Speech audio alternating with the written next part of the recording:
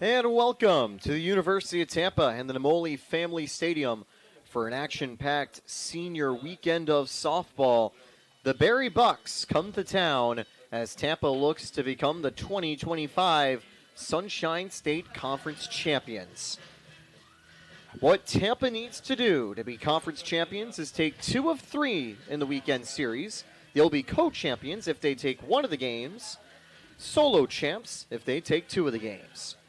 Tampa enters with a 38-7 record, a 21-6 conference record, and a 2-game win streak. They take on Berry, who are third in the conference, still within range of potentially being co-champions at 19-8 with a 6-game winning streak. Tampa needs to take 1 of the 3 games this weekend, and there are very few better players to do it than Gwen McGinnis, who takes the circle for the Spartans. I'm Taylor Storley, joined with Skippy. And Skippy, you're excited for this weekend of softball. Yes, I am. We're here in the heat of the season, coming up to the postseason. And if I'm Tampa, you got to have that team captain voice, hey, 1 out at a time, 1 play at a time. And you got to get 1 game, now you want to go get 2 games. Ball 1, or to ball 2 now, missing outside from McGinnis. And that'll be the goal, turning 1s to 0s and getting back on track. Tampa started the season with a 32-1 record through March. April saw the Spartans go 6-6, tying and losing a couple of their series, but still staying in front of the Sunshine State Conference. There are a ton of strong teams in the conference. It's not a surprise that a majority of them rank at the top of the D2 regional rankings. Tampa ranks first in regional rankings, St. Leo second, Nova Southeastern third, Auburn Montgomery fourth, Berry fifth, West Alabama sixth, West Florida seventh, and Rollins in eighth, or Mississippi College in eighth. Here comes the payoff pitch. McGinnis to Bunn. Fouled away. Here's the Berry lineup for the first game of the series. Harper Bunn leads off and is currently in a full count. She'll be followed by Max Stone-Fulmar and Sarah Langley. Batting fourth is Caroline Figueroa. Batting fifth, Sophia Chamorro. Sixth is Paige White, as that's fouled back. Seventh, Becca Malore. 8 is Maya Tucker. And 9th is Brooklyn Rushton. It'll be Samantha Rosenberger in the circle when we get to the bottom of the first.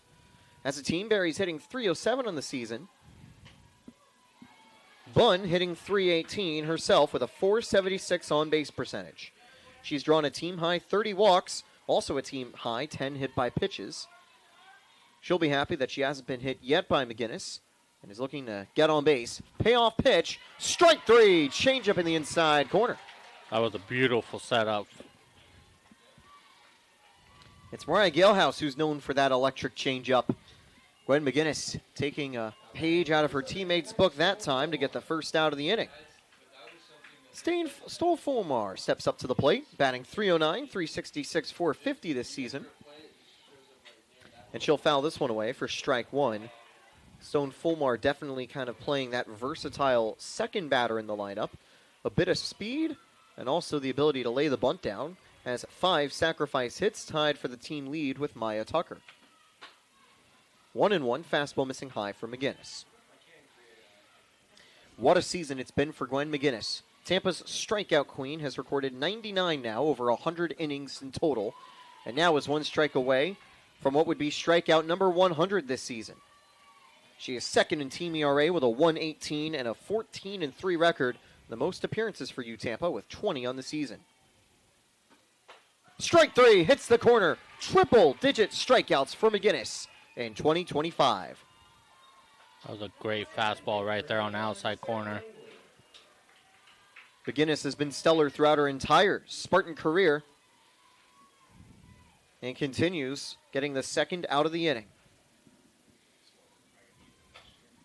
That's hit to third. Make it a 1, 2, 3 inning for Gwen McGinnis. 2 strikeouts, 1 ground out. Look to continue their chase for the conference title in the bottom of the first.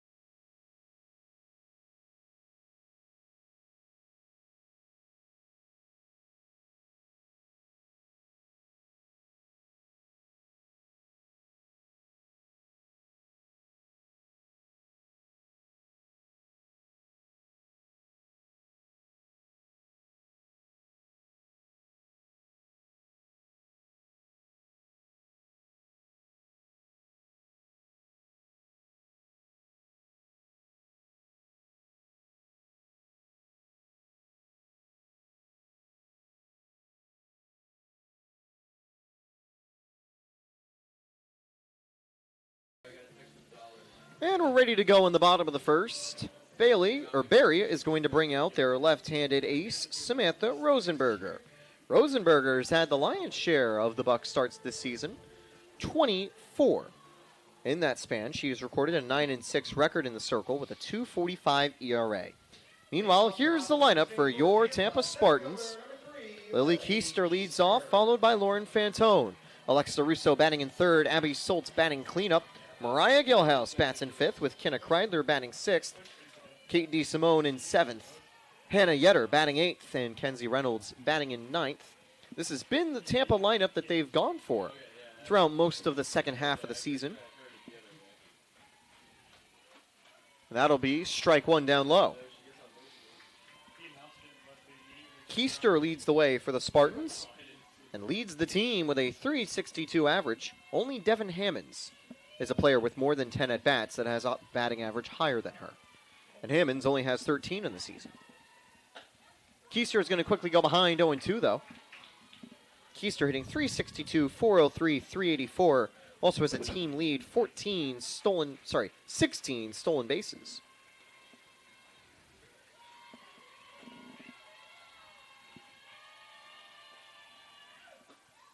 Ball one. The two lefties lead off for the Spartans, Keister and Fantone. Although recently, Fantone and Keister have switched roles in the order. Fantone being the longtime leadoff player, and Keister usually being right behind. But late in the season, Coach Cantor trying something new, bumping Keister to first. And Keister is going to make the count 2-2 now. Tampa as a team is hitting .284, .369, .400. Notably, they're holding opponents to a .218 average. Some of their lower offensive numbers likely due to the fact that Tampa has the most pitcher-friendly park in terms of fly balls in the nation. That's going to be chopped to third and foul. You see the big, deep center field wall. Very few players can go deep, hitting the ball over the fences. That's something that Alexa Russo and Abby Solton know too well. They've had a handful of home runs this season, but majority of them coming on their road trips. Tampa had normal home run depths. They'd have a few more, but they still get the job done in the order. And they'll be ready to go later in the inning or in the second. That's going to be up the middle for Keister, out of range of Stone. And that's a leadoff single.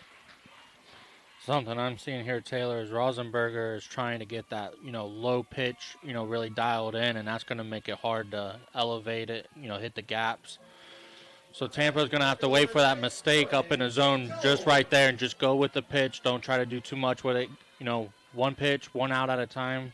You want to win this game and then focus on tomorrow. So here comes a potential bunt, I believe, for Lauren Fantone. That's going to be brilliantly placed, and they will get the first out of the inning. The throw almost looked offline. Kevin Jack, the infield umpire, will talk things over quickly with Tyrone Miller, the home plate umpire. That was a close play at first base. Skippy, do you think the first base player left the bag to catch the ball? It was a little high, but I don't think her foot really left. It didn't look like she left. So they will uphold the ruling. Out number one. And that was a good hustle by Fantone. They got the throw in time. I think Figueroa may have stepped off for just half a second, but came back down before Fantone reached. Russo now has a runner in scoring position. A successful sacrifice there for Fantone. Brings up the power threat. Skippy, you mentioned that that's going to be blooped over the head. That will be out number two on the quick flip. Keister gets to third, but I know you mentioned that I think Rosenberg is wary of leaving a ball too high over the zone to get hit cleanly. Would make sense. She has the most extra base hits conceded for the Barry roster. 14 doubles, 2 triples, 5 home runs. Obviously, here at Tampa's Park, it's going to be the doubles and triples that are scarier whenever the ball finds the gaps. Yeah, I think the key is going to be keeping that ball down around the knees. If she can do that, she's going to be pretty dangerous. That's going to miss down low for ball one to Solt. Solt transferred to the Spartans this season and has been having a great graduate campaign, hitting .286, .427, .509 for a slugging percentage. She is second on the team behind Mariah Galehouse, who is in the on-deck circle. 1-1, fastball hitting the corner. Keister needs any successful outcome from this Solt at bat to make it home, well, except a walk. Could advance if the pitch gets too far away. but there's not a lot of room behind home plate for the softball to go, so it is hard to advance on a wild pitch. Strike two, clean whiff there.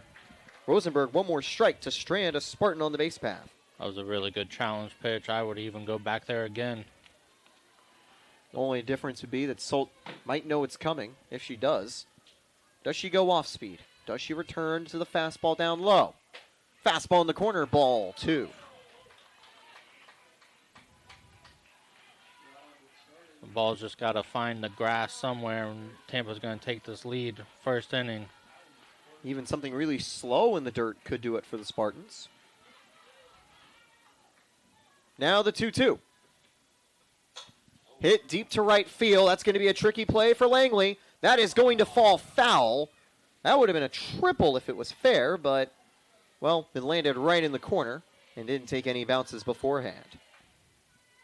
That's the power, though, of Abby Solt. Those deep fly balls usually clear the fences, even though that one probably would have been foul still in other ballparks. Let's see if she gets another good pitch to hit. Ball three almost gets away from White, but she stays on top of it. We'll introduce ball's defenses once we roll to the second inning. And for now, we've got a payoff pitch for Solt. Galehouse on deck. Rosenberg would want to end the inning right here. Ball four. Good walk for Abby Solt, and that's going to bring up the danger player. Really good at bat right there. Laid off the low stuff, waited for the pitches up in the zone. That mistake almost had a double or triple right there. You got to keep the inning going and get the veteran Galehouse up to the plate. Solt's had great discipline this season. 26 walks, only trailing Kenna Kreidler, who's had 38 walks this season. I'd have to double check. I imagine that's borderline record-breaking territory in a single season for the Spartans. And staying put at first is Solt, even though she takes a bit of an aggressive lead. Can confirm, Kenna Kreidler does have the walk record for the Spartans. All time, 38 in a season, has beaten Lauren Fantone's record of 36 that she set back in 2023. Kreidler also set the single-game walk record earlier this year for the Spartans. Congratulations to the sophomore. 1-1 count now for Mariah Galehouse, who's chasing a record in the circle. Currently has the second best ERA for a single season in Spartans history at 0.65, only trailing Kayla Cox's legendary 2012 season where she had an 0.34 ERA. There's no way that Galehouse can get that low unless she has like 50 scoreless innings in the postseason, but can still finish top two all time for the Spartans with one more good outing right here. Here's Rosenberg, the 2-1, fouled back. Galehouse down to 2 strikes. And Galehouse hasn't just been electric in the circle. She's batting .344, .435, .523 this season. A team leading 38 RBIs and also 13 extra base hits. That's not team leading, but it's second in the Spartans roster, right behind Alexa Russo. Galehouse floated foul. She'll stay alive. Galehouse doing another good job at this at bat, laying off the low stuff, making her bring the ball up and challenge her. Good things happen when you extend the inning. That's what Tampa's looking to do right here. They've also got Kenna Kreidler on deck. I don't think Rosenberg would want the bases loaded. Galehouse hit to third. They'll have plenty of time for the throw to first. And Galehouse is out by a step as the side is retired. Tampa draw a hit and a walk, but Rosenberg strands 2 to get out of the jam. We're headed to the top of the second with more action here on TampaSpartans.tv.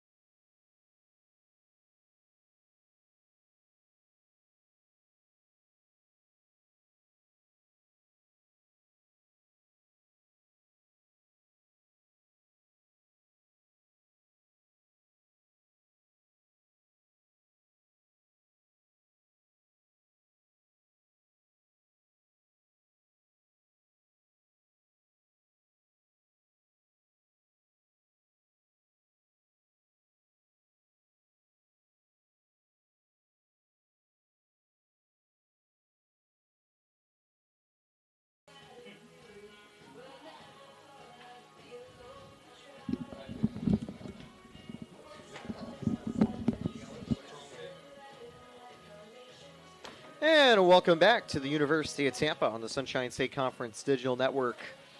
We got Taylor and Skippy running the show today as the Bucks take on the Spartans. We've got baseball and softball this weekend for you, Tampa, although baseball is on the road in Miami. They were able to become conference co-champions last weekend with their sweep against Eckerd. They're looking for a good performance today. So are the Spartans. This is like the best part of the year. Playoffs coming up. In terms of regional and postseason play, all roads will be going through Tampa. Next Thursday, the NCAA South Regional begins. And if we do get one win this weekend, we will not only be guaranteed conference champions, at least as co-champions, we will also be confirmed to be regional hosts. I'm pretty sure we already are going to finish as one of the top 2 teams to host regional play. But winning the conference would certainly secure it, which means we'll have action starting at Thursday for regional action at Namoli Family Stadium. The week afterwards, it'll be super regional play should the Spartans make it through. I believe we'd still hold on to the number 1 seed in the regional rankings, which gives us home field advantage up until a trip to Chattanooga for the national championships, as that's fouled away, 2-2. Starting off the inning for Barry, Figueroa. She's had a pretty solid season, 336, 399, 579 slash line. Leads the Bucks with 6 home runs. Floated to right field. That is caught on a sliding play by Mariah Galehouse. And you know, Skippy, we know how good Galehouse is at the plate. We know how good she is in the circle, but also has a lot of speed and range to make those plays in the field. You don't really find players like that too often that are just all around, just top performers all day long. Yeah, that's why she's going to go down as a UT legend. I reckon there's a chance that her number could get retired too. It would definitely be deserved after her Spartan legacy. 1 away for Chamorro. Fouled away. But you know, for Galehouse, she's not just a 5-tool player. She's an 8-tool player, being able to hit the ball well, hit for power, run well, play defense well, steal well. It's great plate discipline. Incredible in terms of pitching with strikeout ability, elite command, and ability to limit hard contact. What can't Mariah Galehouse do? That is the question. I don't know if there is anything. McGinnis now a 1-1 count to Chamorro. That's hit to third in fair territory. Quick throw from Russo, 2 away. The Spartans infield is Russo at third base, Reynolds short, Yetter second base, and Solt is the first base player. Fantone in left, Keister in center, Galehouse in right. That's been the Spartans outfield for the last, I gotta say, 3 to 4 seasons at least. Whenever Galehouse isn't in the circle, she's patrolling the right corner. Keister and Fantone shutting down left and center. Ball 1, missing high and away. Tampa does have a really strong outfield presence. And they need to have a strong presence, as their outfield is pretty large. They have a lot of room to run. But usually, when the balls hit their way, you know that they're going to be right there to get on top of it. So White gets ahead in the count, 2-0, and she's going to pop this one up. Tracking it is Reynolds. Catch made, side retired. 1-2-3 for Gwen McGinnis. No strikeouts needed as she enters the bottom of the second.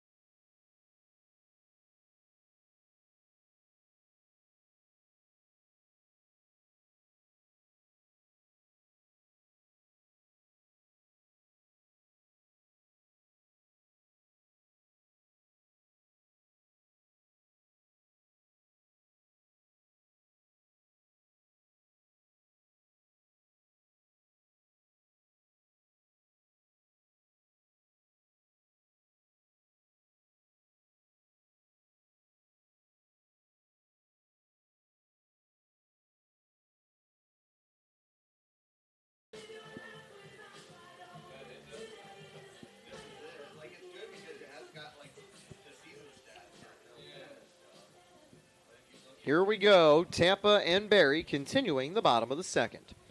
Welcome back to the Sunshine State Conference Digital Network. It is the final home week of the regular season for the Spartans.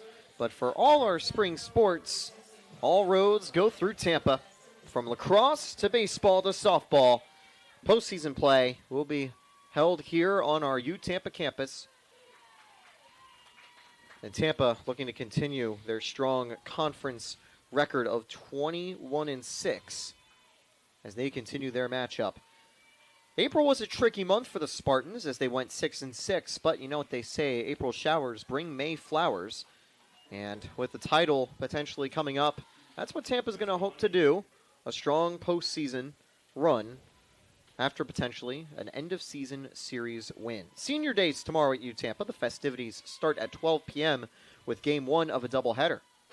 Swing and a miss for Kreidler. She's down 1-2. Tampa seniors like Keister, Fantone, Russo, Solt, Gelhaus, DeSimone, and more will be honored at the end of Game 1, so you're not going to want to miss it, whether you're here at the stadium or watching on TampaSpartans.tv. Down the line and foul, still 1-2. Barry has a chance to be conference champions, believe it or not. If they sweep the Spartans, they would jump to a 22-8 conference record compared to Tampa at 21-9. They're going to need to be flawless on defense, though. Tampa's defense usually does a great job of holding opponents in check on offense. We've seen Gwen McGinnis stellar through 2 so far. But so far, we've seen responses from Rosenberg. One away, that one deep, but not deep enough to Tucker. Here comes Kate DeSimone.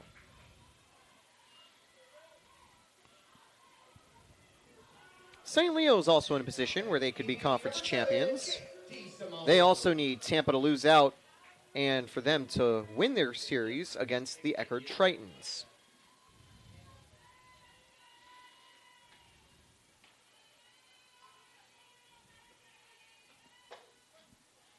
Strike one. That one hits the outside corner. A loss for Barry or St. Leo puts their chances of being conference champions in jeopardy. For Barry, it would confirm that at best they could be co-champs. Same for St. Leo. Currently, they are tied as the first inning comes to a close. Both teams still in scoreless matchups. We'll see which of the 4 teams in those matchups get on the board first. I know we'll be hoping the Spartans do. Kate DeSimone in a 1-1 count. Fouled back 1-2. Update from the baseball game. Tampa has taken a 3-0 lead in the first inning. Not a huge surprise as our Tampa team still ranking top 2 in the nation all year long. Only Angelo State is ranked higher than us. Call it Tampa bias, but I think we're a little bit better than Angelo State as that's hit to second, 2 away. Good fielding from the Barry defense. Rushton on that play. Chamorro at third base. Stone Fullman at shortstop. Rushton at second. Figueroa as the first base player.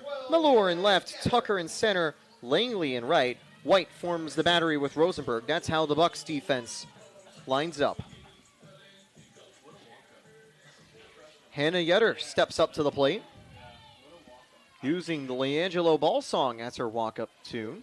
Ball 1 taken down low.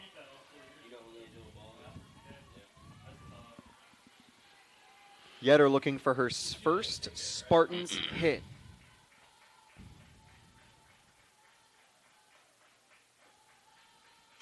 Fouled. Make it 1-1.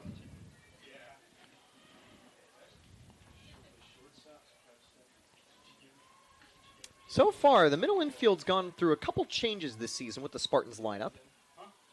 It started with DiMartino at short and Reynolds at second base. Late in the season, though, they've been giving Yetter more appearances at shortstop, at second base, and Reynolds more appearances at short.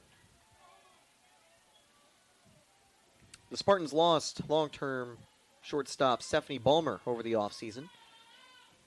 And especially with the COVID redshirt years and some of the extra eligibility for playoffs or players kind of expiring, these teams are going to finally kind of experience lineup changes and the introductions of newer players. Tampa's been lucky to keep so many of their legends, but I'll be excited to see how the recruiting goes this offseason for Coach Cantor's side. And already we've seen some promising players join our team this year, and other players getting elevated to the starting lineup. One of our better underclassmen, of course, Kenna Kreidler, with her dominance at the plate, replacing the Spartan legend of Lexi Chevalier. But when you look at players like Galehouse, Fantone, Keister, and more, you just wonder how Tampa's going to rebound in 2026. Well, they're pretty much the cornerstone of the program right now. But with the talent coming up these days, it's everywhere. Certainly is, and Tampa's always got options in the transfer portal, too. You, of course, got Kelsey Winters from the transfer portal this season, and she'll be primed to be the ace of the rotation, I believe, next year. Only has had a few appearances, but also a potential two-way star like DeSimone and Galehouse. Yetter gets on base, ball 4.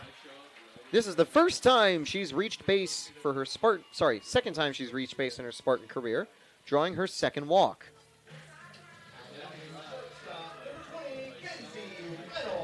That's going to bring up Kenzie Reynolds. Reynolds, below the Mendoza line in terms of batting, has made up for it with stellar defensive play this season. And obviously, in this situation, just looking to do something to catalyze the offense. That's going to be blooped foul. Strike 1.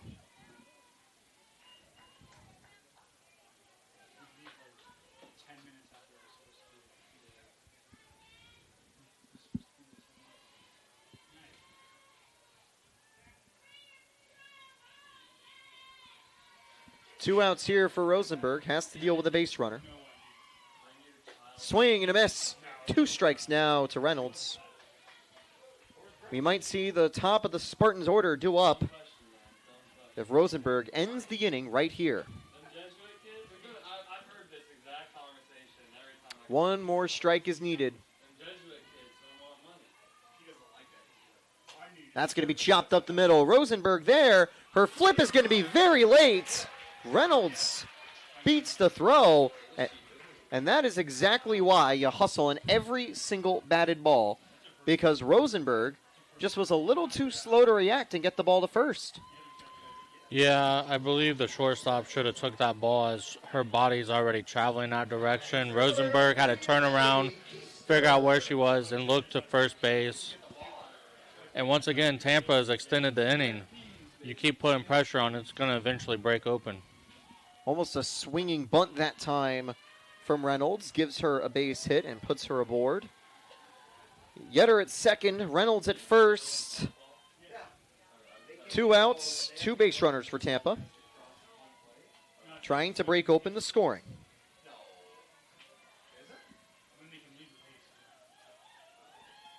Hit up the middle. That's going to get past the shortstop. They're sending Yetter home. No, they'll hold her at third. And that was the right move. The throw would have gotten there in time. Would have been a tricky play to make the tag at home plate. Tampa would like their chances with the bases loaded for Lauren Fantone. We saw a conference in the circle a little bit prior, and there was someone out in the Barry bullpen. Bases full for Lauren Fantone. Keister at first, Reynolds at second, Yetter at third. Ball 1 in the dirt. Last time around, Fantone moved the runner over and was barely out at first. And quickly we see Rosenberg and White talking in the circle as this high leverage at bat continues. The most important at bat so far, the first time we've seen the bases loaded. The lead in the balance, and when you know Tampa's 1.10 team ERA, you know just how hard it is for teams to respond on the other end. Corners playing in, they're expecting something down the lines. There is some holes across the infield. The middle infielders playing pretty central, though, not giving a lot of room down the middle. That was where Keister found a hole to get on board as the count goes 1-1. I think you have to send a runner in that situation and challenge them. Game is tied. It's early in the game. You got your heart of the order due up, too. But I think Cantor showing trust in Fantone for the high leverage spot, 2-0. A big thing for Fantone here is her discipline at the plate. She does a good job of getting ahead in counts and drawing walks, which can be huge in a bases-loaded spot. It's going to force Rosenberg to get aggressive and pitch to her. She doesn't want to give a run-up with a free pass. That's strike 2, though. Challenged her up high. That was a good pitch to hit, but if you're Fantone, you definitely don't want to be chasing anything in this situation. That's why you keep the bat on your shoulder. One more strike for Rosenberg. Big time challenge pitch here. Hit into left field. This should be caught, and it is dropped. 2 runs will come home. They will not send the third because she is safe on the sliding play. They almost got the relay to third and got Keister out to end the inning, but a 2 RBI double as that one landed just in front of Mellor gives Tampa a 2-0 lead. I think that went almost in and out of her glove, Skippy. Oh, yeah, on the tag, she went to apply the tag and the ball just popped out of her glove. I think she was there anyway. Really good discipline by Fantone right there. Waited and got the pitch she wanted. Russo up and will go behind 0-1. And she is looking to blow the game open for the Spartans. A hit into the gaps would extend the Spartans' advantage. 2-0 Tampa. Runners also at second and third. Down the line, foul. That one goes past the Barry bullpen. That does see some action at the moment. Barry could rely on maybe Isabel Vera from the bullpen today. She's the team leader in ERA. Or Haley Angelico, who has a 2.97 ERA. It's safe to say Rosenberger's the team's ace, of course, but if Tampa's hitting well against her, do you make the change? 0-2, ball 1, missing up high. And right there, you extended the inning and good things happen. 1-2 count for Russo. Always dangerous. Career best 324, 340, 493 slash line this season. And she's going to chop one on the ground a second, but she'll be out by a few steps as Barry strand 2.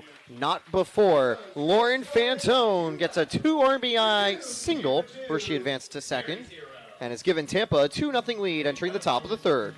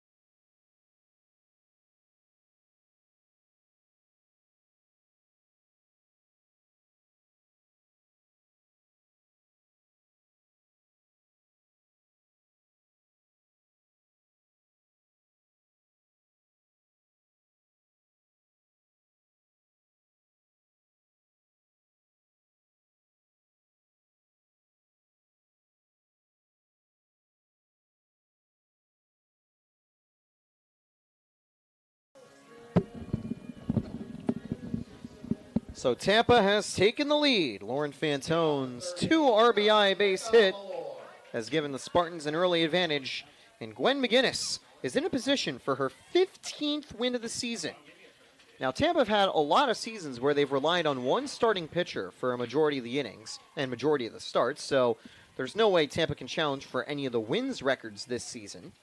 But some of the other pitching records are within reach. Notably, Mariah Galehouse looking to stay sub-1 ERA for the season to have the second best ERA for a Spartan in a single year ever. Easy catch for Keister out in left field, one away.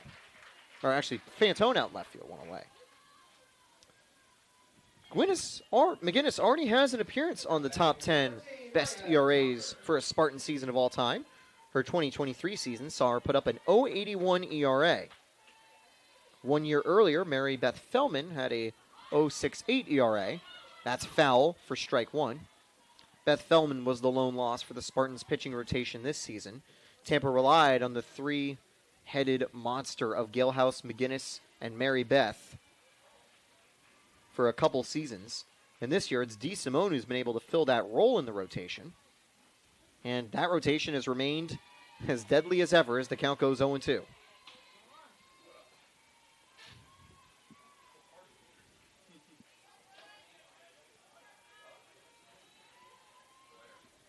Two strikes from McGinnis to Tucker. Swing and a miss. Her third of the game, 101st on the season to get a second out.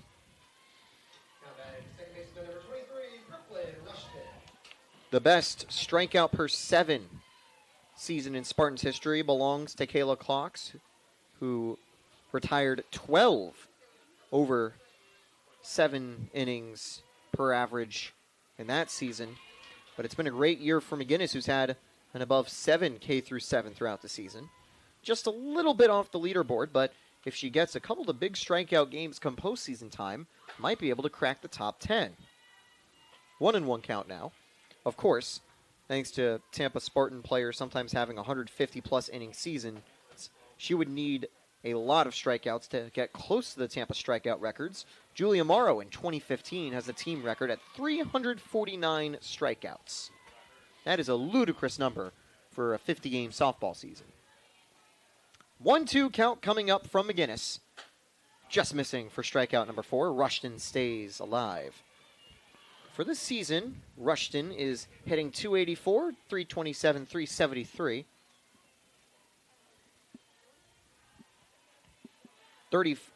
21 strikeouts on the season, hoping to avoid number 22.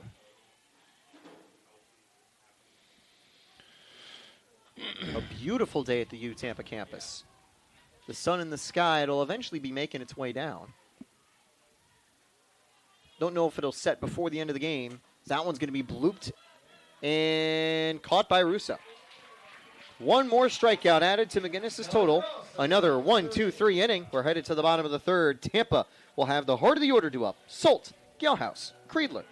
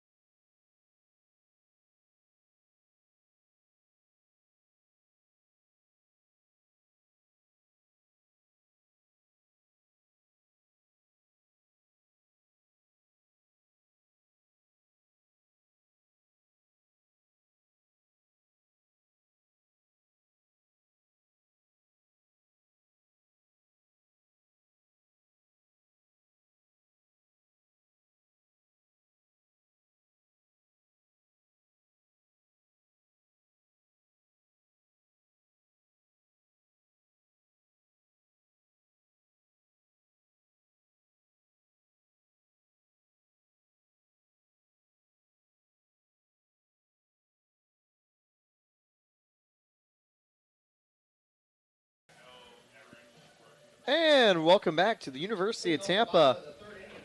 As things stand, Tampa is en route to secure the 2025 Conference Championship. It would be a 4th championship in a row for the Spartans, and if they win one more game in the weekend, or have St. Leo lose one more game alongside this, they would be solo conference champs for the 3rd year in a row. They were co-champs back in 2022, solo champs in 23 and 24. Deep fly ball, but that's going to be dead at the track, one away. And that is unfortunately how flyouts usually go at U Tampa. Any other stadium, I think Tampa leads 3-0, but Abby Solt robbed of yet another home run. One away. That's just how Tampa Stadium is. Tampa players have adapted to it. You know, Abby Solt still putting up incredible numbers despite the power vacuum that comes off those fly balls. Ball 1 to Kreidler. Very frequently does she get ahead in the count like this. A team leader at 38 walks on the season. I completely misspoke. It is Galehouse ready to go at the plate. Kreidler's on deck. That was a couple pitches early as this at-bat continues. Kreidler will get an opportunity, but for now it'll be Galehouse trying to get aboard. In the previous inning, back in the first, she grounded out and couldn't convert with a runner in scoring position.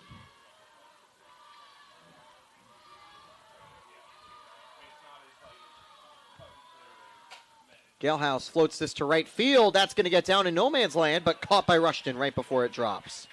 Excellent range by Rushton. That is not an easy softball to get to. That's sort of that Bermuda Triangle area of the field in between right, first, and second.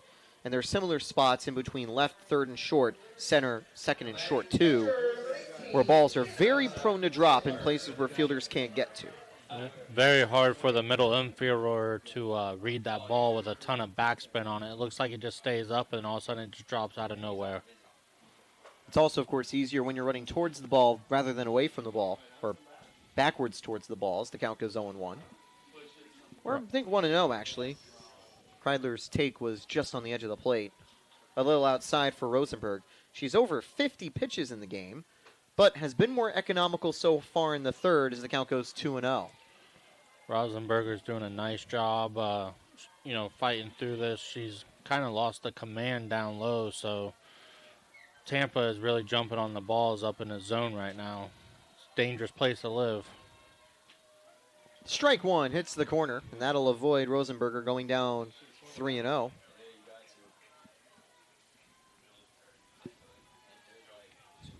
Tampa was able to set the table with 2 outs, get runners aboard, and eventually score. But it doesn't look like they'll do that here. That's a pop-up by Kreidler. It is caught in foul territory. Once again, Rushton showing the range to make the catch. Rosenberger responds with her first 1-2-3 inning of the day. And we'll be back in the top of the fourth. Tampa leads 2-0.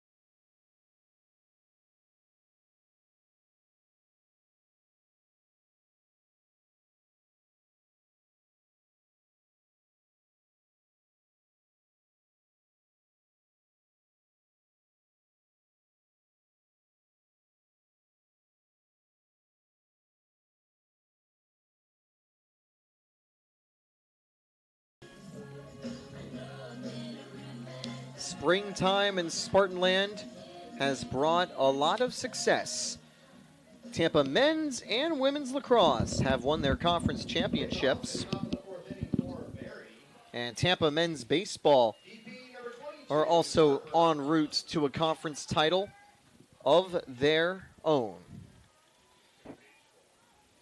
I believe they've already clinched it. Yes, they have, as they are 22-2 in conference play for one of their penultimate conference matchups, as that is going to be strike one. Swing and a miss by Bunn. Softball looking to do the same. One win in these next 3 games gives them the 2025 title, either as co-champion or solo champions, depending on how the rest of the weekend goes. Well, if you're Barry, you feel like it's almost a 8-0 game the way McGinnis is pitching. And then, if you do hit the ball, you still have to face the defense. Yeah, you get a base runner aboard. If they can do that, they then have to find a way to get that runner home. And Tampa's been very good at keeping people not only off the base path, but from making it around the bases. 1-2. McGinnis has not given up a high batting average against at all. 213 batting average against this season. Gelhaus slightly better at 209. Notably the difference, Gelhaus with less strikeouts and slightly better command. 6 walks to 13 on the year. I would have to see the walk-through 9 records for you, Tampa. They don't necessarily track them, unfortunately, in terms of season rankings on our record sheets, which is unfortunate for the walk-through 7 ratings. Russo picks that one up, fires across the diamond, 1 away. But I'm pretty sure that Russo's would be, Gelhaus's would be very highly rated in Spartan history, as that's going to bring up Stone Fulmar to the plate. She's hitting .309 this season, goes down swinging for strike one. I imagine she'll be more aggressive swinging in this at-bat. Was a strikeout victim going down looking back in the first inning. Squares up for a bunt. That lands and is fair. Good pickup at home plate for out number 2. That landed in the batter's box. I know when I was covering a game with Bruce, there was a similar ball that landed in the batter's box and eventually rolled into fair territory that we were confused as to it being a fair ball. That time was also a bit confusing, but that must mean that the batter's box just counts as a fair hit. Strike 1 from McGinnis. And that immediately brings up the next opponent, Langley, to the plate. She is the most dangerous in terms of getting on base for the Bucks offense. A .414 average on the year as the count goes 1-1. She's recorded 67 hits in 162 tries. 19 walks as well, team leading 10 stolen bases. Now down to her final strike, 1-2 from McGinnis.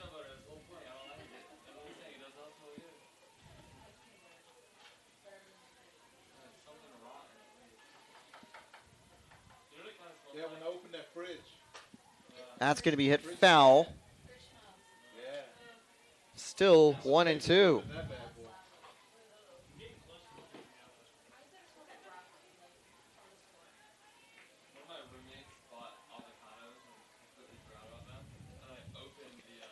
Again, fouled away. Langley doing a good job protecting. You didn't want anything that came out of that fridge.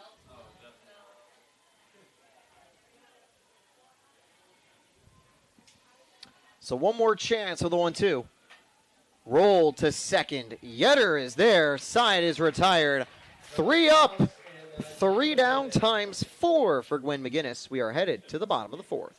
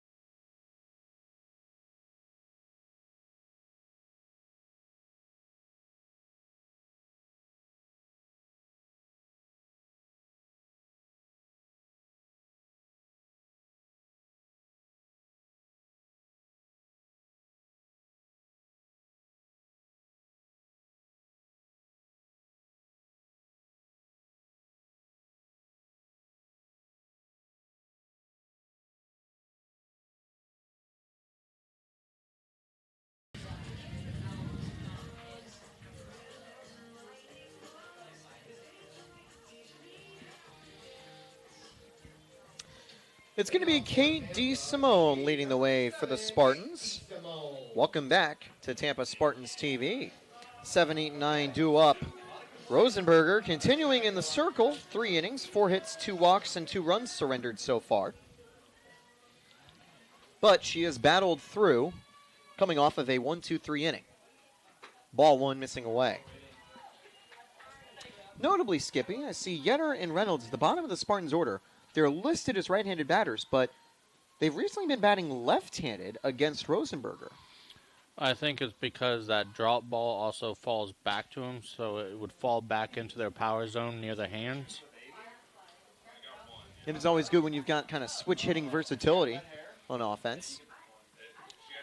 Maybe trying to also take advantage of potential slap balls on the ground where you're a little bit closer running to first base.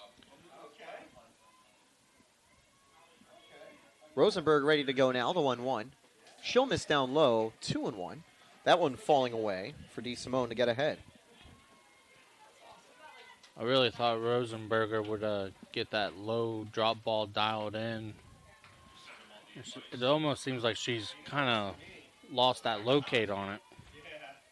And now it's 3-1 for DeSimone. Yetter and Reynolds on deck. I will say if there's a player that you're a little bit less risky to concede a walk to, it would probably be DeSimone here. Yetter and Reynolds, slightly weaker batting numbers for the Spartans as a whole, but they've gotten aboard so far today twice. And they all have a chance with a base runner, but I imagine the game plan for Yetter, lay down the bunt. Yeah, she did a great job of it earlier. Figueroa playing very shallow. I do think, until you get 1 strike, it might be a good idea to try to bloop it down the lines as we hear LiAngelo Ball song playing again. It is kind of funny how each of the Ball brothers has been successful, Lonzo and LaMelo in the NBA. That's a great bump by Yetter. She's going to be foul. But, you know, even though LiAngelo didn't make it to the NBA, I know he's making a lot of money off music. So I guess Papa Ball was right. 3 for 3. Corners playing pretty shallow. Chamorro and Figueroa ready to pick up the sacrifice. DeSimone staying put as that misses ball one. Good take by Yetter. So far, no Tampa Spartan is 3 for 3 at the plate, but Keister will be hoping to do so when we roll to the top of the order. Barring a double play, she is due up for an at-bat this inning. Missed for strike 2. I wonder if that's going to get rid of the sacrifice bunt opportunity. A foul bunt leads to an out.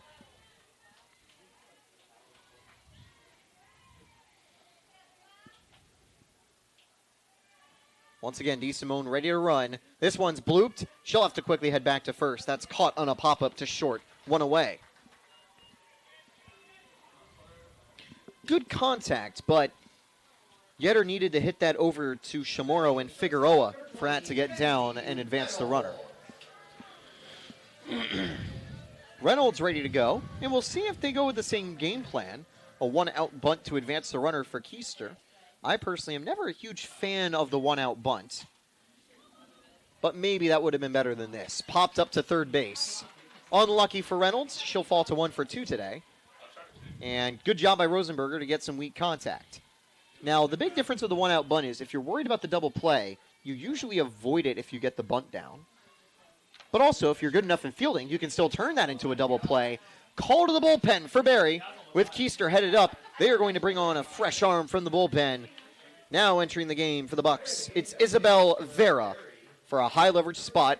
And we'll take a quick breather here on the Sunshine State Conference Digital Network.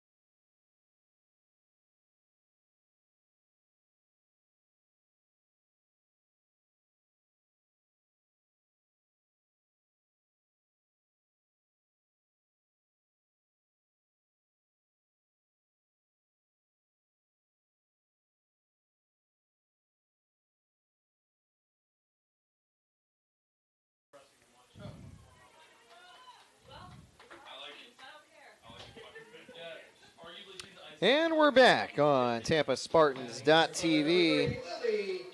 Keister will face off against Vera.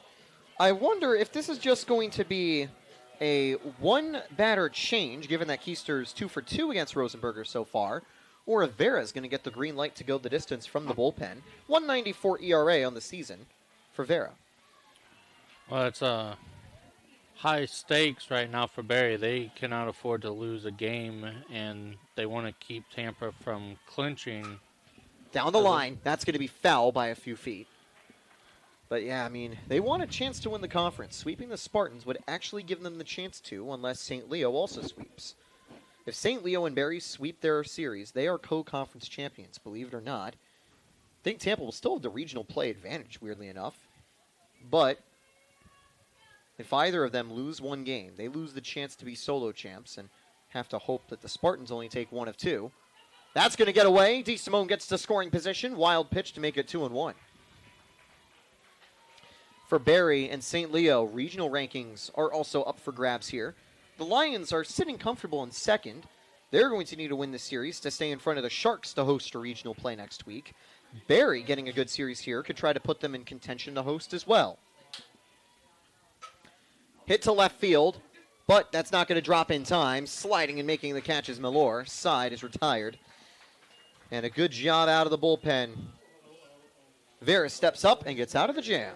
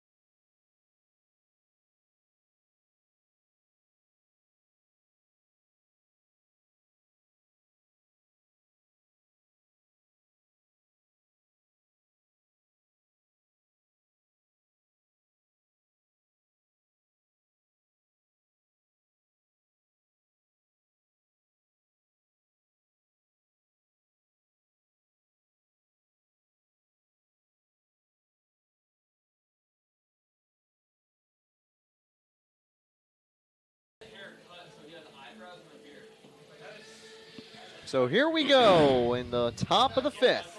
Welcome back to Tampa Spartans.tv.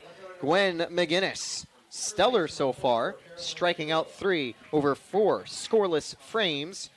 Top of the order was up last time around. 4, 5, and 6 do up for Barry. Figueroa flew out to right field last time to start the 2nd inning. Gets a chance to start out the 5th. Inside, ball 2. Close call. The edges of the plate have been kind of 50-50 so far. I don't think Miller's strike zone is larger or smaller than normal. That was a very clear strike 1. 6:55 p.m. at U Tampa. The sun still shining brightly as it continues to move on its way down the set. Floated down right field. 2 strikes now to Figueroa. A trio of seniors due up for Barry. They were able to celebrate their senior day festivities last weekend. And were able to continue a 3-game winning streak, turning it to 6 in a row. Man, ball 3, missing outside for McGinnis. Chamorro on deck. Only the 2nd time McGinnis has seen the count go full. This is going to be her 58th pitch. Popped up. Reynolds tracking, makes the catch, 1 away. Sigh of relief for McGinnis. 1 out here in the top of the 5th. McGinnis is just putting on a clinic right now, and she's not being predictable. One batter, she's going up and down. The next batter, she's going left to right. So you can't really get a game plan on her. Souls headed out there to the circle, kind of giving a thumbs up for McGinnis after that long fight. McGinnis also gave a thumbs up back to Reynolds. That one's going to be hit sharply to Reynolds. Throw. Good scoop by Solt, 2 away. And that was a very close play, even though Chamorro wasn't running super hard on the base path. That ball almost bounced away from Solt. Important pickup there. 2 outs in the inning. And almost like they gave him a free out right there. I think a faster base runner would have made that a photo finish. 2 outs now for White.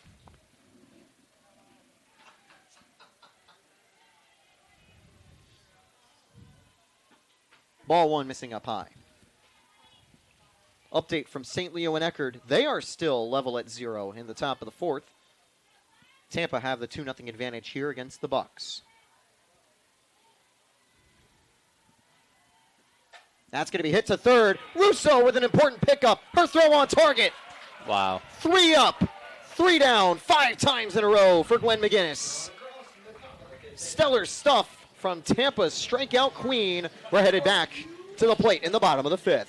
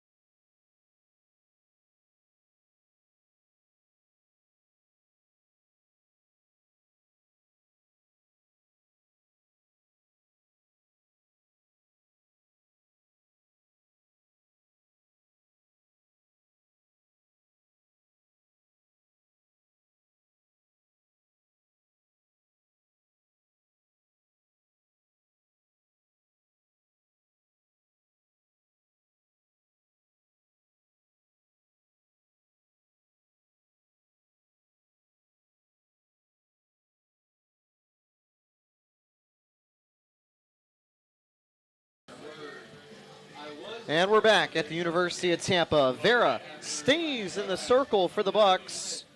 Taylor Storthy and Skippy on the call today. And the Bucks are looking to keep the Spartans quiet. They've got 6 outs to try to find 2 runs on offense. Tampa still with a 2-0 advantage. Yeah, if you're Barry, you got to go 1, 2, 3 here and start getting the bats fired up. The season's in the balance right here. The conference title hopes are in the balance. Barry should still be a postseason lock, even if they get swept this weekend by the Spartans. And given how Tampa's been playing down the stretch, I wouldn't be surprised if the Bucks could take one of the final games of the year, as the count goes 2-0. You certainly know this Barry team is hoping to push a little bit closer to maybe home field advantage for the playoffs will be hard to do. But obviously, they'd love to carry this momentum into the postseason. Reminder, of course, it's not about how you start the season, it's about how you finish. And 6 wins in a row entering the month of May, that's not too bad. So the count 2-1 now. We saw a pitching change in the previous inning. Rosenberger completed her day after 3 2/3. And now it's Vera picking up the ball in the bullpen. I imagine that it'll be Haley, Angelico, and probably Rosenberger starting tomorrow, unless they give Alexis Martin a start. We'll have to wait and see what Barry does for the rest of the game today. 3-2 count now for Lauren Fantone. That one had me fooled. That was pretty good. Look, just a little bit outside, but right on the corner. On deck, Alexa Russo.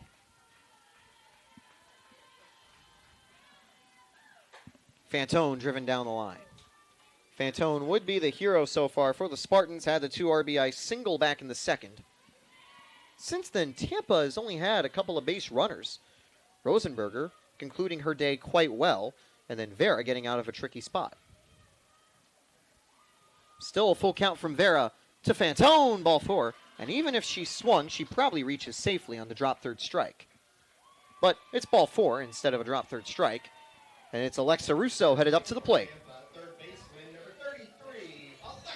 You'd like to see Russo get a big hit right here, really get this inning going, and you want to see Tampa get another run or two for some insurance. That would be the goal. Give yourself an extra cushion. Russo drops the bunt down. Picked up at third, and they don't have time to get the runner out at second. 1 away for Abby Solt. Wonder if Barry was expecting Russo, one of the top Spartan bats, to lay the bunt down. Successful sacrifice to bring up Solt.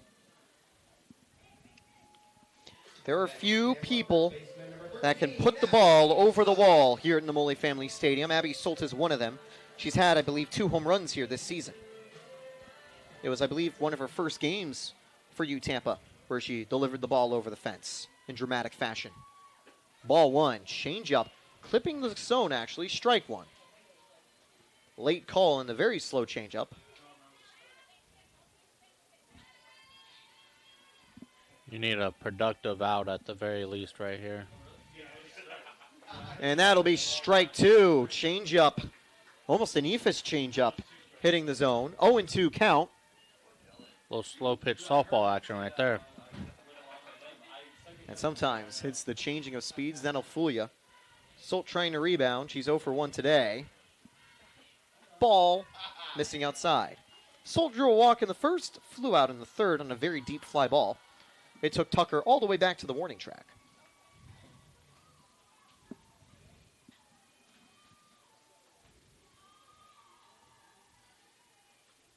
Tipped foul. For the batters, it's definitely a tough situation to be batting in at the moment. You've got the sun right in the left corner of your eyes, as it's right over one of the buildings that is right across the street from the stadium. The windows there. Not sure if that's student apartment housing or just apartments in general. But either way, if you take a look out the window, you got a free view of Tampa softball. Not a bad view. Certainly is. Certainly a good view. 1-2 on the way. Still one more out to work with. Galehouse on deck. Solt, however, like you mentioned, Skippy, wants a productive at-bat. Hit sharply to third and foul. Good scoop by Chamorro. She'll have to try again on the next pitch.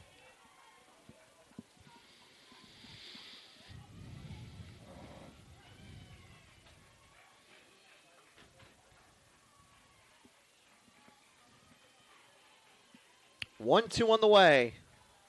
Solt hits that to third. Not picked up cleanly. And Solt is out by a step. And advancing is Fantone. Fantone waited for the throw to go across the diamond. She's at third safely. Solt couldn't beat the throw. 2 away for Mariah Galehouse. So it was a productive out. Galehouse just needs to bring the run home. Well, nobody better.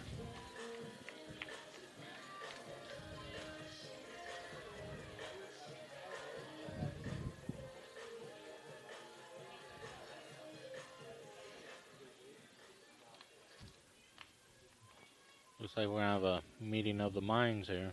Yeah, Barry's going to have a quick conference in the circle, including some of the positional players here. And the coach notably headed out to talk to Chamorro. Wonder if maybe there's potential injury concern from the previous play. Either way, it was a good play by Chamorro to get the throw to first. Wasn't able to hold the runner at second, but that's because Fantone was pretty aggressive over at third. And actually, their coach is, I think, trying to talk about one of the previous plays' rulings. Clearly wasn't happy with something, but as Bruce Wozniak always says, you can't fight City Hall. 2 away, 1 aboard. It's not usually going to go well for you. Mm-hmm. And that's a reason that Coach Cantor and Denise Rubio rarely ever challenge the umpire's calls. You know, sometimes they'll maybe be a little confused, but they're never ones to show too much upsetness. You got to give them a heads up for always keeping a cool head. Even when sometimes me and Bruce act a little bit bewildered in the booth. Deep fly ball, that's going to be dropping the corner and into the glove of Milor. Side retired. Nice catch in foul territory. Tampa gets a base runner, but that runner is stuck on the base path. 6 outs to go for the Spartans. McGinnis trying to keep the Bucks off the bases at all costs. History on the line when we come back.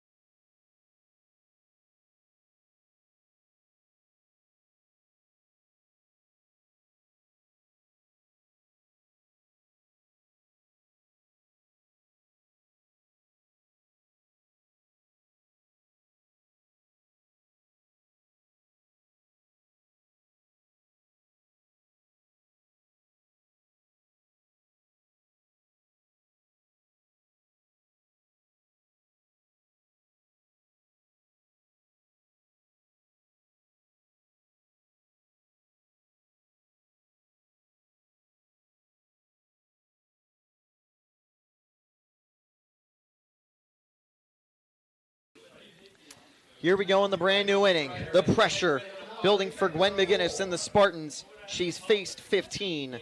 Every single one of them has been retired. I'm not going to say the word, but, you know, it's been stellar so far for McGinnis as that one's fouled away for strike 1. And indeed, Skippy, she is not looking to slow down at all. I'm not sure what you're talking about, the words. I'm not sure. We don't speak about that. That's what everyone's trying to avoid saying in the booth. I'll say that. She has done an absolute job of just changing the game plan. That one's going to be hit up the middle, and that'll break up the perfect game bid. A few of the other student workers very disappointed at the outcome of that play. McGinnis has 1 perfect game in her career. It was over a 5-inning, 17-0 victory. But maybe a little bit less pressure now for McGinnis that the no-hit bid and perfect game is broken. I don't think she's felt pressure all day. I mean, she is just pitching a gem. She still is. 1 runner on, though, as Milor is at first. Tucker was due up, but they're going to call off the bench Mia Lucy to the plate. Lucy has had 7 at-bats and has recorded hits in 3 of the 7 tries. Hit on the ground to third. There's the throw to second. They'll get the lead runner. Great play by Russo right there. No sacrifice out there for the Bucks. 1 on, 1 away for Rushton. And another call to the bench. Heading up. Actually, no pinch hit coming up. Rushton will stay at the plate. Pinch runner going to enter the game. It's going to be the 14 of Maya Tucker back in the game. You can shuffle players in and out of the lineup from pinch hit appearances and pinch running appearances. So they'll use Tucker's speed on the base path again. You know, I've tried to learn that rule, and I can't get a hold of that one. I get confused. Almost perfect for McGinnis so far. But the only thing she'll be focused on is keeping the score line at 0. Well, if you're Barry, this is what you need. You got to get somebody on the base, and you got to figure out how to manufacture something right here. Update from St. Leo is Good that one bunt. sent right to McGinnis. Excellent bunt for out number 2, but puts a runner in scoring position. The Lions have taken a 1-0 lead against the Tritons. They've got the bases loaded in the bottom of the 4th. And St. Leo looking to keep their hopes alive for a potential co-championship for the conference. First pitch with 2 away, line right to Kenzie Reynolds. They'll make the throw to first just in case. I thought that was caught for out number 3. It doesn't matter. Barry get their first base runner. They get their first hit, but McGinnis, 6 scoreless innings. She needs 3 more for a complete game shutout. We'll be back bottom of the 6th.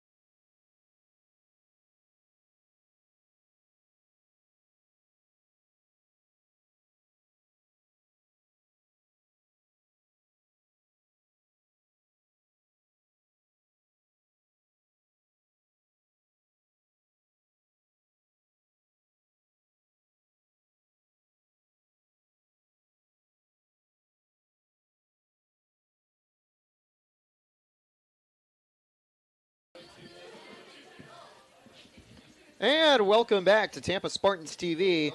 You know, Skippy, there was a heated conversation entering the top of the 6th inning about the perfect game that McGinnis was throwing. Our student manager, Alex Trepper, was upset at multiple people in the booth mentioning that McGinnis had a perfect game brewing.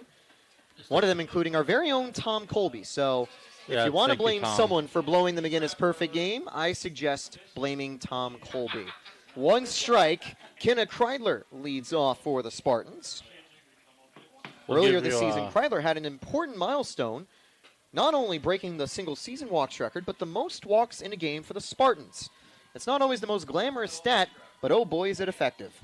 Well, that's the kind of the name of the game Coach Cantor goes with is plate discipline. She is very big on that. You'll find very few players better than Kenna Kreidler at getting on board. The eye of Juan Soto at the catcher position. Does make sense, though, you know. You're sitting behind home plate. You see how pitches move.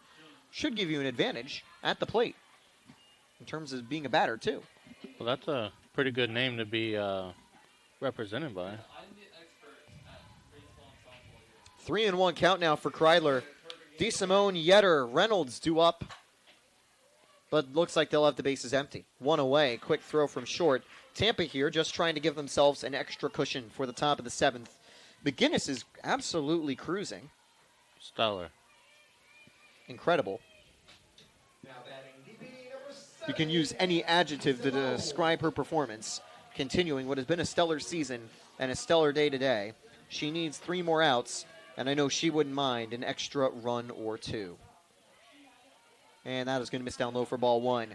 Update from St. Leo. The Lions couldn't get anything else with the bases loaded. They hold on to a 1-0 lead, though, in the top of the 5th. If this game ends early, which I have a feeling it'll probably end before the Lions one does, you can tune over to that one on the Sunshine State Conference Digital Network 2. DeSimone fly out to right, 2 away. Hannah Yetter, I believe, won't be getting a chance here. Coach Cantor over there to mention the pinch hitting change coming up. And I believe it's Kelsey Winters off the bench for the Spartans. Nope, it's Ashley Manti.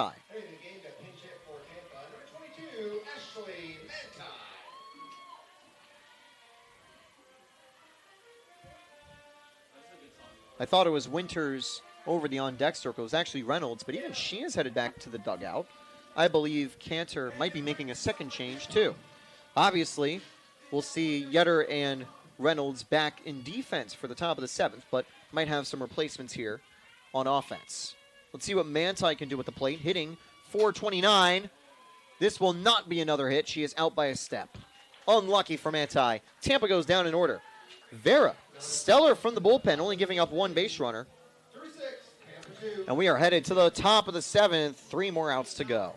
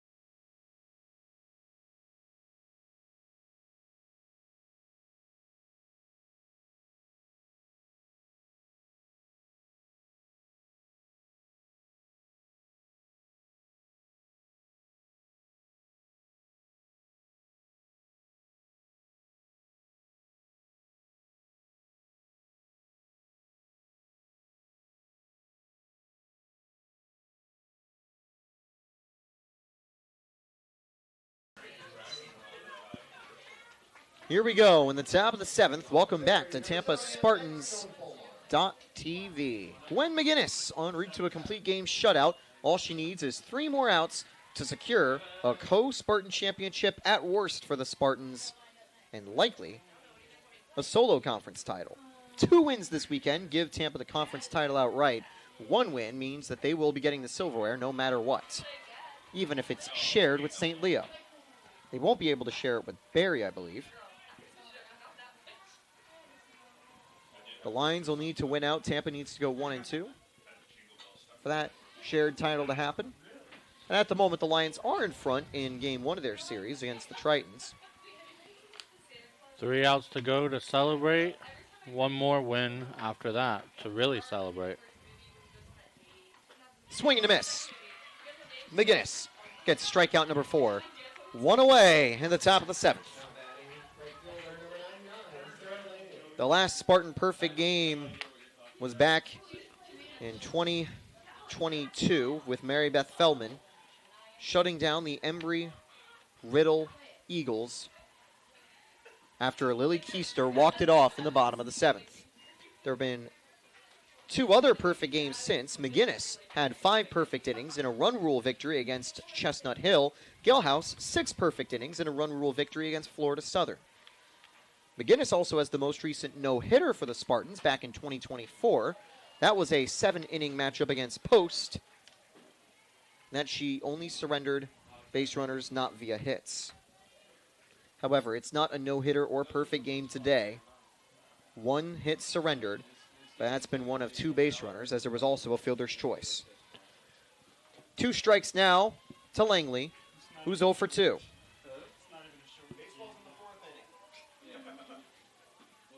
Ball 1. Update from Miami Shores at Fine Bloom Field. Tampa Spartans in baseball winning 6-0. 7 now, apparently. That one's going to be bounced over the head of Russo. That'll give Barry a base runner with 1 away.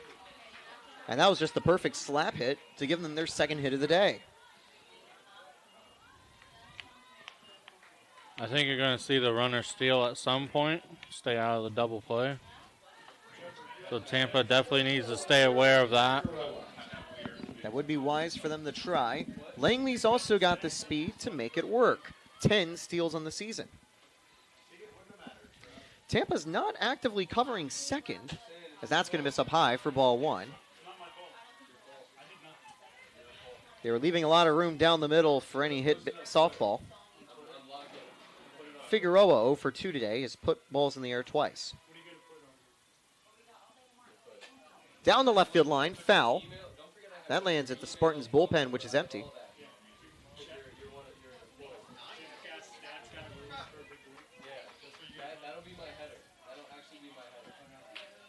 One and one on the way from McGinnis.